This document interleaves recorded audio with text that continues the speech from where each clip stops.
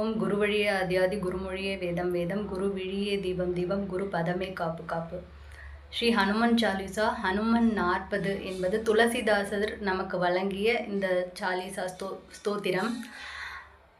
இதை நாம் சனி பகவானுக்கு பிரீத்திக்காகவும் சகல காரியங்கள் வெற்றிக்காகவும் இந்த ஸ்தோத்திரத்தை நாம் தினசரி பாராயணம் செய்யலாம். श्री गुरु चरण सरोज रज निज मनु मुकुरु सुधारी बरनवु रघुबर बिमल जसु जोदायक पलुचारी. இது ஹனுமன் சாலிசாவின் முதல் தோஹா.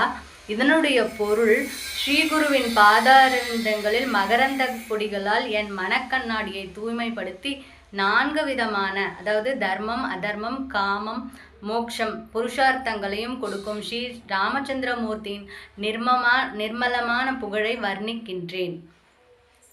புத்திஹீன தனு ஜானிகே சுமிரௌ பவன குமார பல புத்தி வித்யா தேஹு மோஹி ஹரஹு கலேஷ விகார. இது ஹனுமன் சாலிசாவின் 2வது தோஹா. இதற்கு உண்டான பொருள், ஹே வாயுகுமாரரே, நான் தங்களை தியானம் செய்கின்றேன். என்னுடைய உடலும் அறிவும் பலம் குறைந்தவை என்பதை தாங்கள் அறிவீர்கள். எனக்கு உடல் ஆற்றலையும் நல்ல புத்தியையும் அறிவையும் கொடுங்கள். என்னுடைய அனைத்து கிளேஷங்களையும் விகாரங்களையும் அழித்து விடுங்கள். கிளேஷம் என்றால் அஜ்ஞானம், ஞானம் இல்லாத ஒரு தன்மை, அதாவது அவித்யா, அஸ்மிதா, ராக, துவேஷ, அபிவினேஷ கிளேஷங்கள், விகாரங்கள், பிறப்பு இறப்பு என்கின்ற சம்சாரமாகிய கடலின் துன்பச்சுழற்றில் இருந்து விடுபடுதல். இதற்கு 6 மாற்றங்கள் உண்டு.